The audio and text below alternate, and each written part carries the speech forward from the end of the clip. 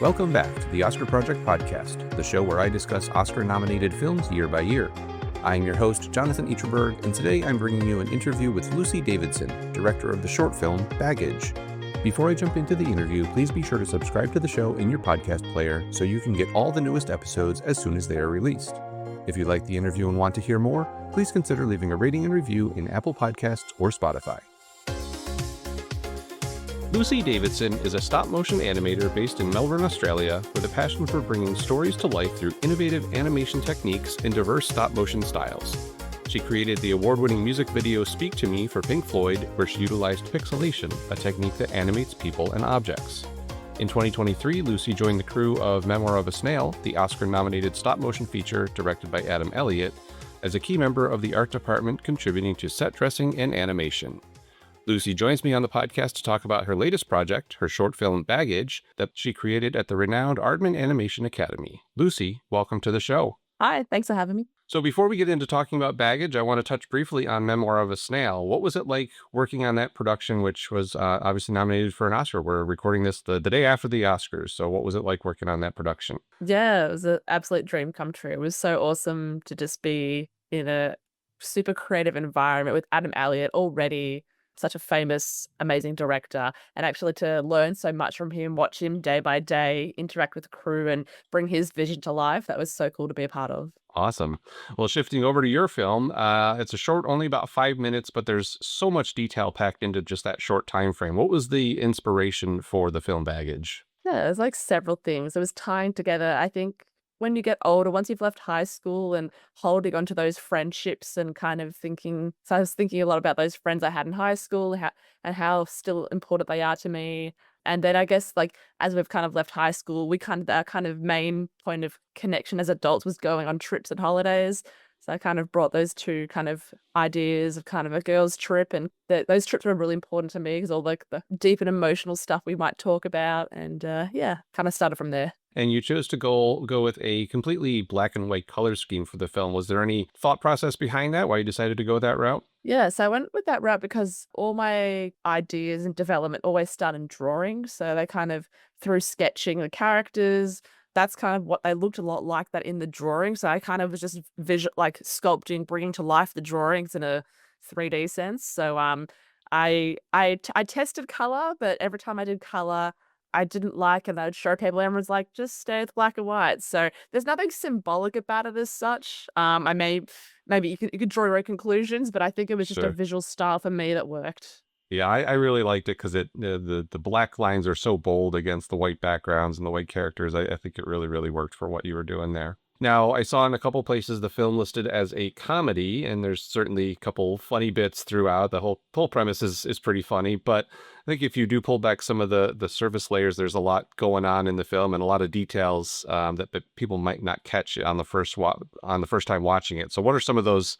little details that you put in there that you want people to keep an eye out for? Yeah, I guess if you as we look deeper into the baggage, try to keep your eyes peeled for little things inside the characters, even her friends who might seem a bit more perfect and well put together on the outside, even they're carrying baggage as well. So that's kind of like that universal feel. We've all got baggage and you don't know what someone else is carrying and holding on to. So I think, and there's lots of fun jokes and lots of, personal things that I've brought my own insecurities into this project. And so just kind of keep an eye out on all those little word text things. Yeah. Yeah, you almost have to hover over the pause button and so you can catch everything in there. Yeah. Now, I also really like the sound of the film. Obviously, the characters don't really speak, but they kind of make grunts and things like that. And there's also kind of the sound of the airport, the baggage area, the security checkpoint where their main action is taking place. What was the hardest part of getting the film to sound the way you wanted it to really put people in that place? Sound design, post-production, that's like the hardest step for me. I wanted it to sound like a really busy, noisy airport. I wanted you to feel like you were actually there, but also, give space to be able to hear the characters, because they only make little tiny like grunts and cries. So I kind of got to hear both things going on. It's a bit of a balancing act. I had a fantastic sound designer, Anthony. He worked his magic, and all my people at post-production, Craig and Paul, they do their magic. So like I tell them what I want. And they somehow do it. That's awesome. It's good to have good collaborators to work with. 100%. Now, what were some of the other challenges you faced creating the film? I was lucky enough to see a couple of the behind the scenes pictures of kind of creating the different pieces that were involved. What were some challenges that went into that, or any other aspect of the film? So many like I think the first challenges was developing the story, and then definitely I've got my character here. Oh yeah, Building her was a huge challenge. I think I spent the first month, like, I built them out of, there's some kind of cardboard mock-ups. They're, like, made out of foam, but she's the real deal. She's actually made out of wood. So kind of working out her engineering, and I had to build her not really 100% knowing what she needed to do. I had an idea, like, I knew that I wanted her to, like, open up. I knew that I wanted, yeah, things to move, so that was a huge challenge, and I was supported at Aardman to kind of to make it happen, but yeah, it's definitely a challenge. yeah, that's fantastic. I'm glad. Unfortunately, the listeners won't be able to see that, but it's cool to see the actual model that you use there. What were some of the other things specifically with working with Aardman that you were able to learn and gain from that experience? Yeah, just like the kind of emphasis they put on all that pre-development work. Yeah, like developing the story, storyboarding, planning, being organized is all like really important skills. Like especially in animation, the more you put in before you start, that really helps because when you animate, you don't want to really be doing more than 2 or 3 takes because you've got to in stop motion, you've got to reset, start again. So it's a lot of effort. So if you can actually get it right the first time, because you've planned, that's super helpful. I think they're also really like, a lot of storytelling can be done in the sound. It's like can you say something off screen by hearing it? So it's kind of, it wasn't just about the animation, it was kind of all the other elements of filmmaking and how that can enrich your story. Yeah, that really makes a lot of sense. And I know the film's showing at South by Southwest coming up in a couple days from when we're recording this. What are you looking for? Are you going to be able to attend that? Yeah, I'm flying out in 2 days. My first time in Texas. Really excited. Yeah, I guess I'm excited just to meet the other filmmakers. I know there's about a dozen other Australians going as well, so that'd be really cool. And yeah, I'll be obviously hang out with the animation people. Biased, probably have a nice time there, but no, just can't wait to see what Texas has to offer. Excellent. Well, I have a couple of questions not specifically related to the film, but before I move on to those, is there anything else you want to touch on about baggage or any of your other work? Yeah, no, it's I'm happy to talk about whatever. Excellent. Well, this might be the hardest question I ask, Ben, but if you had to pick your top three films of all time, what would they be? Ooh, okay. I wish I had prepared for this, but no, I would say Mousetrap. That is like Nathan Lane. Oh my god, like that film, that mouse. You can Ratatouille fine, but Mousetrap is the OG. I think that's just I don't know. I think that was a definitely trip that like we used to have the DVD player in the car as a kid. Now we just watched that on a repeat.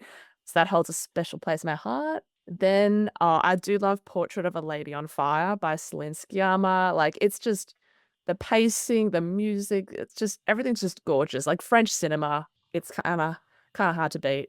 I should say something Australian. Or if I'm thinking Australian, a really odd one, Babe, about the pig. Okay. That's Yep. actually I don't think he's such like random films. That's by the Mad Max director. What's his name? George Miller.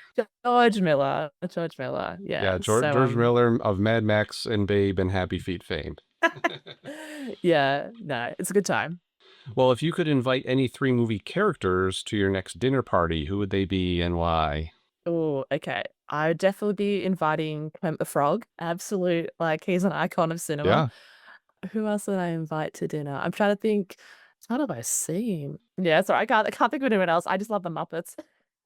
Muppets in Space. I'd also put that on my top films. Okay, very good. Yeah, I don't think I've had any Muppets recommended before for being invited to the dinner party, so that's a new one. I like. Yeah, okay. I would love to sit down and talk with Kermit though. Yeah. And do you have any books that you could recommend that you've read recently? Could be fiction, nonfiction, anything you like. Yeah, I'm a big nonfiction person. I haven't read any for a while, but my favorites there's one called When Breath Becomes Air, and it's like it's incredibly heartbreaking. It's about a brain surgeon who gets cancer, and it's just about his like views on life. Yeah, I don't know. I just love nonfiction. It's funny because like as a creator of fiction, but I think as well, I think why I like nonfiction is because when I'm developing something, I really love the research development part of it. So it's probably yeah, or there's an amazing book called the Life of Henrietta Lacks and like how her DNA is like kind of taken against her will, and it's like used for genetics, and it's just like the most wild. It's a true story. She's from America in the 60s, and it's all about her family. And get into nonfiction, everyone. Wonderful. We'll put some links to those so people can check those out. And then who else should I have? Who else from the world of film should I have on the podcast? Anyone you can recommend? Could be someone you know, could be someone you don't know. I love. She didn't win the Oscar yesterday, which I was really sad about. Her short film Wonder to Wonder was in the animated shorts category. Nina Gantz. Nina Gantz. I think. Yes, that was a beautiful film. I thought that one was going to win, but Yeah, I was stunned. I was stunned. I mean, obviously anyone who wins is deserved to win. I can't yeah. believe they said the Iranian people, they arrived with like 3 hours of like, that was crazy. All in the category. And if you saw like Beautiful Men, that's another great film. She'd be awesome to talk to. I'd love to talk to her. We'll have to see if we can make that happen. Yeah. Well, lastly, before we wrap things up, do you have any other projects lined up? And also, where can people follow you on social media to keep tabs on your work? Yeah, you can follow me on Instagram at Lucy Marie Davidson. And no, nothing's happening. I'm just kind of on the baggage tour now. But we'll see what it leads. Hope maybe something will happen in Texas, and I'll have my next project starting. So. Well, thank you again so much for the time today, Lucy. I really appreciated you sharing your film and hearing a little bit about what went into making it and getting to see the model too. That was awesome. Amazing. Thanks for having me. Thank you again to my guest today, Lucy Davidson. Her short film Baggage is playing at South by Southwest in Austin, Texas this March. The Oscar Project podcast is written and produced by me, Jonathan Eacherberg, with editing assistance from Joshua Eacherberg. If you want more movie coverage, check out The Oscar Project online at theoscarproject.substack.com, and be sure to come back for my next episode, where I will be chatting with one of the winners for my 97th Academy Awards prediction contest. Until then, I hope to see you at the movies.